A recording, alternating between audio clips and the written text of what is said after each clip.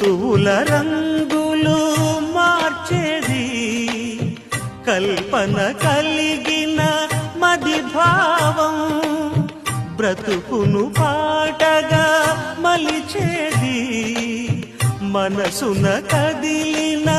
మృదునాదం కలవని దిక్కులు కలిపేది నింగిని నేలకి దింపేది తనే కదా